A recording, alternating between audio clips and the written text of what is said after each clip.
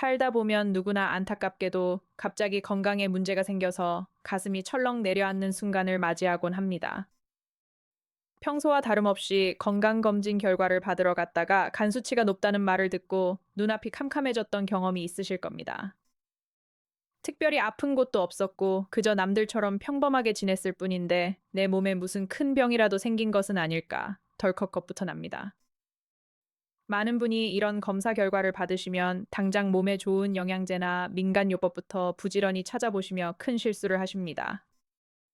원인을 정확하게 모른 채 무작위로 건강식품을 다려 드시다가 오히려 소중한 간을 더 심하게 망가뜨리는 경우가 참 많습니다.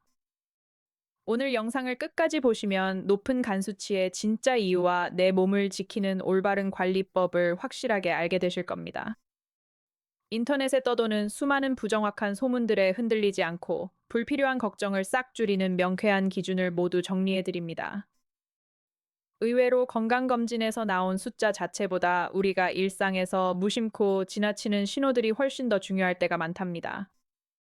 답을 급하게 찾으려다 보면 오히려 잘못된 길로 빠지기 쉬우니 지금부터 저와 함께 차근차근 그 속사정을 알아보시죠. 가장 먼저 우리가 흔히 말하는 간 수치가 높다는 상태가 도대체 무엇을 의미하는지 아주 쉽게 풀어 설명해 드리겠습니다. 우리 몸속의 간은 수많은 세포로 이루어져 있는데 여러 가지 이유로 인해 이 간세포가 공격을 받아 파괴될 수 있습니다. 간세포가 손상되면 그 세포 안에 얌전하게 들어있어야 할 단백질 성분들이 밖으로 흘러나와 혈액 속을 떠돌게 됩니다. 이 상태에서 병원을 찾아 혈액 검사를 진행해 보면 세포 밖으로 흘러나온 성분들이 유독 많이 검출되게 되는 것입니다. 사실 현대의학적으로 간 수치라는 정확한 용어는 없지만 우리가 보통 부르는 것은 바로 두 가지 효소의 수치입니다. 과거에는 다른 이름으로 불리기도 했던 AST와 ALT라는 성분이 바로 우리가 신경 써야 할 대표적인 지표입니다. 하지만 우리 간의 전반적인 기능을 제대로 평가하기 위해서는 단 두 가지 숫자만 보고 안심하거나 낙담해서는 안 됩니다. 몸에 황달이 생겼을 때 확인하는 빌리루빈 수치나 담도의 상태를 보여주는 감마GT ALP 등도 꼭 종합해야 합니다. 각각의 수치가 나타내는 정밀한 의미와 대략적인 정상의 기준은 개인의 체질이나 검사 기관에 따라 조금씩 다를 수 있습니다. 게다가 최근 의학계에서는 아주 미세한 간 손상도 잡아내기 위해 정상의 기준 범위를 점점 더 낮게 잡는 추세이기도 합니다. 그렇기 때문에 국가검진이나 종합검진에서 제시한 기준선을 아주 살짝이라도 넘었다면 분명히 주의를 기울이셔야 마땅합니다. 여기서 가장 위험한 행동은 내 수치가 정상 범위 안에 있거나 조금 넘었으니 별일 없겠지라며 방치하는 생각입니다. 심각한 간 손상이 이미 진행되어 간이 굳어버리는 간경화나 무서운 간암이 생긴 경우에도 수치는 정상으로 나올 수 있습니다.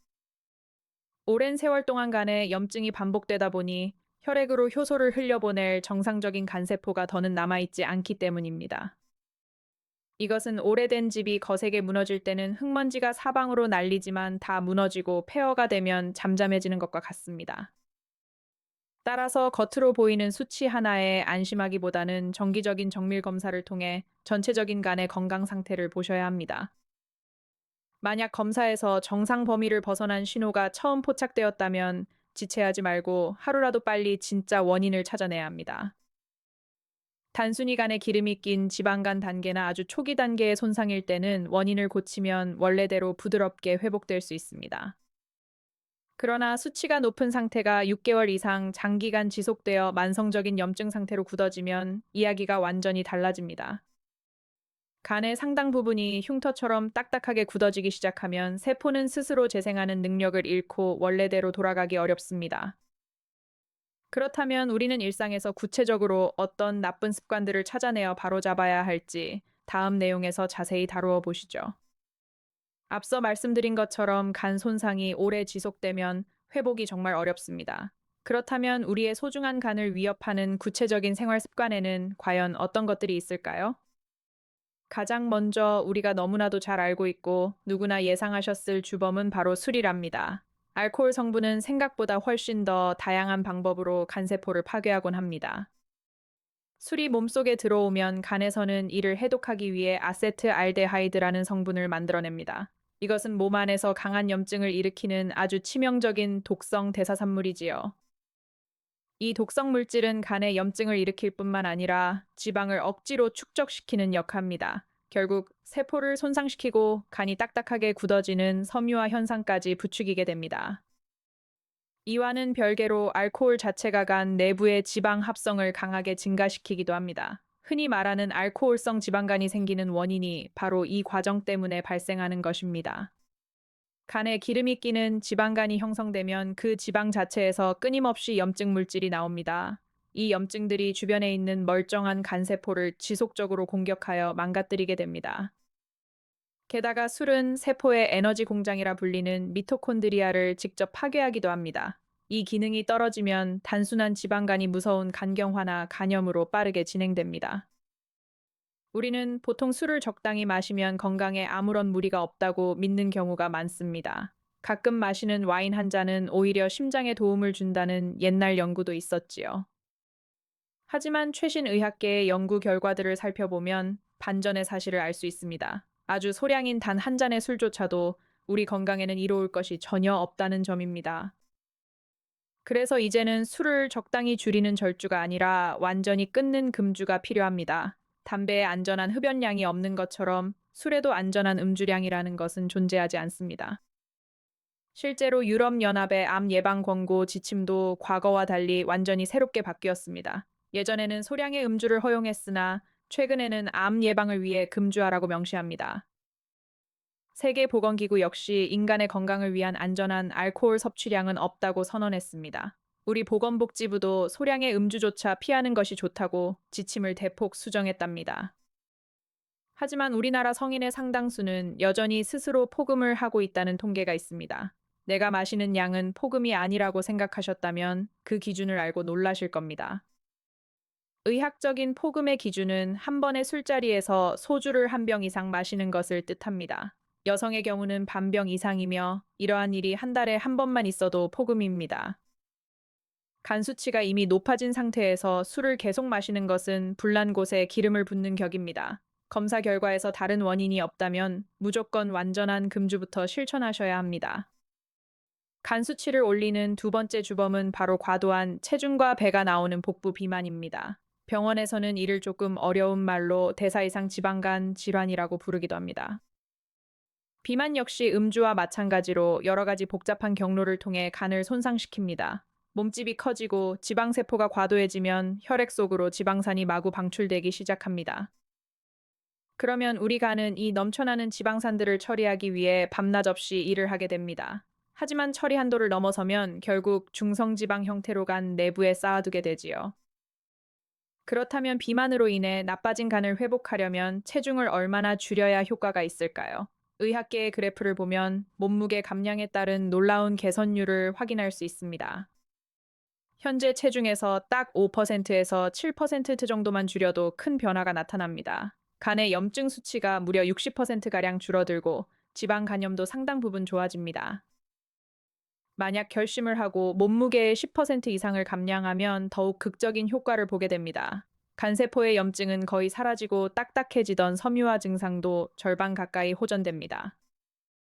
이처럼 체중 감량은 지방간으로 인한 간 수치 이상을 치료하는 가장 확실한 열쇠입니다. 무작위로 약을 찾아 드시는 것보다 몸무게를 줄이는 것이 비교할 수 없이 좋습니다.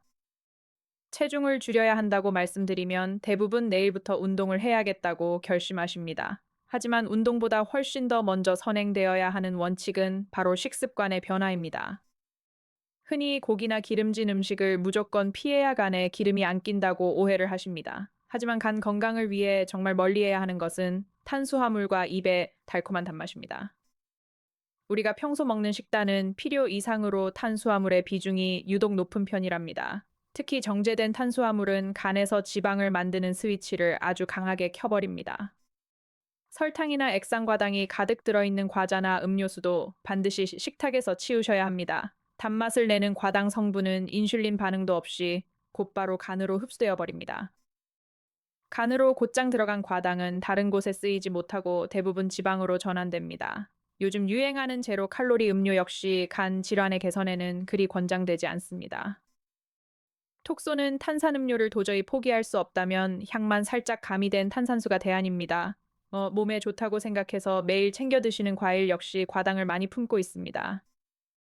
소량의 과일은 비타민을 공급해주지만 지방간이 있다면 한 번에 많이 드시면 안 됩니다. 국수나 빵떡처럼 탄수화물 위주로 채워진 음식도 과감하게 줄여야 합니다. 매일 먹는 밥 공기의 양을 평소의 3분의 1 정도 덜어내시는 습관이 무척 중요합니다. 탄수화물을 줄이는 대신에 우리 몸에 꼭 필요한 단백질 섭취는 늘려주셔야 합니다. 지금까지 간을 망치는 생활 습관을 알아봤는데 사실 진짜 무서운 상황은 따로 있답니다. 바로 내 몸의 면역 세포가 아무런 이유 없이 스스로 간을 공격하는 경우입니다. 의학계에서는 이를 자가 면역성 간 질환이라고 부르며 아직 명확한 원인이 밝혀지지 않았습니다. 술도 안 마시고 체중도 정상인데 수치가 계속 높다면 의심해 봐야 합니다. 이 질환은 일반적인 혈액 검사로 발견하기 어렵기 때문에 특수한 정밀 검사가 필요할 수 있습니다. 면역 세포가 간 세포를 공격하면 자가 면역성 간염으로 분류하게 됩니다. 반대로 담즙이 지나가는 통로를 공격하면 원발성 담즙성 담간염이라는 생소한 병이 됩니다. 다행히 초기에 발견하면 면역 억제 조절을 통해 건강하게 관리가 가능하답니다. 이 질환의 주된 치료 성분은 우리가 흔히 아는 우르사 성분인 UDCA를 주로 사용합니다. 다만 일반적인 영양제 용량보다 무려 대여섯 배 이상 높은 고용량을 복용합니다. 간혹 동네 병원에서 수치가 높다고 약을 처방받아 잠깐 먹다가 중단하는 분들이 계십니다. 그러면 일시적으로 내려갔던 수치가 다시 치솟으며 간을 더 자극하게 될 수 있습니다. 처음 수치 이상을 발견했을 때 전문의와 상담하여 정확한 진단을 받는 것이 가장 안전합니다. 최신 의학계에서는 치료제에 반응하지 않는 경우를 위한 신약도 개발 중입니다. 우리가 일상에서 무심코 먹는 현대의학의 다양한 약물들도 수치를 올리는 주범이 됩니다. 몸에 좋은 줄 알고 먹었던 영양제나 처방약이 간에는 독이 될 수도 있는 것이죠. 간은 우리가 먹는 모든 물질을 해독하는 장기인데 이 대사 기능은 사람마다 천차만별입니다. 남에게는 유익한 약이 내 간에는 엄청난 과부하를 일으키는 경우가 많습니다. 수치를 자극하는 대표적인 약물로는 일부 소염 진통제나 항생제, 고지혈증 약이 꼽힙니다. 무좀 때문에 먹는 약이나 일부 혈압약도 간 수치를 서서히 올린다고 보고되었습니다. 그렇다고 간이 나빠질까봐 두려워 필요한 감기약이나 두통약까지 무조건 참으실 필요는 없습니다. 대부분의 전문 의약품은 기준 용량만 지키면 안전성이 검증되어 있답니다. 진짜 문제가 되는 것은 여러 병원을 다니며 약을 중복으로 과다 복용하는 습관입니다. 약을 단기간 복용할 때도 정기적으로 피 검사를 하셔서 간의 안부를 확인하셔야 합니다. 많은 분이 술을 마신 다음 날 원래 먹던 혈압약이나 당뇨약을 먹어도 될지 질문하십니다. 간이 술을 해독하느라 지친 상태에서 약까지 들어오면 무물이 가는 것은 사실입니다. 하지만 임의로 만성질환약을 끊는 것이 건강에는 훨씬 더 치명적이고 위험할 수 있습니다. 규칙적인 복용을 유지하되 술 마신 다음 날은 약의 개수를 최소화하셔야 합니다. 특히 술 깨려고 타이레놀 같은 아세트아미노펜 계열의 진통제를 드시는 것은 절대 금물입니다. 이 성분이 알코올과 만나면 간세포를 파괴하는 치명적인 독성 물질로 변합니다. 간이 건강한 분도 술 마신 뒤 진통제를 여러 알 먹으면 급성 간부전이 올 수 있습니다. 두통이 심하더라도 물을 충분히 마시며 자연스럽게 해독되기를 기다리는 게 좋습니다. 병원 처방약보다 더 위험한 것은 검증되지 않은 민간요법이나 각종즙 종류입니다. 몸에 좋다는 소문만 믿고 약초를 달인 물이나 농축즙을 장기 복용하시는 분들이 많습니다. 아무리 좋은 성분이라도 즙 형태로 과도하게 농축하면 간이 받아들이는 독성도 함께 커집니다. 칡즙이나 헛개나무즙처럼 간에 좋다는 즙이 오히려 수치를 폭등시키기도 합니다. 실제 진료실에서는 건강을 챙기려다 무심코 먹은 건강식품 때문에 간이 망가져 옵니다. 새로운 건강기능식품을 드시기 전에는 반드시 의사에게 먼저 확인받는 것이 안전합니다. 그러면 반대로 간 수치를 안전하게 낮추고 세포 재생을 돕는 보조제는 어떤 게 있을까요? 대표적으로 실리마린 성분의 밀크시슬이나 UDCA 성분의 간장약이 있습니다.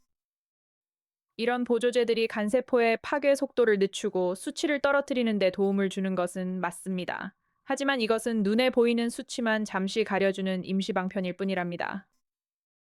수치가 높아진 근본적인 원인을 고치지 않으면 간 내부의 염증은 계속 진행됩니다. 보조제만 믿고 안심하는 사이에 간은 서서히 굳어가며 섬유화 단계로 넘어가게 됩니다.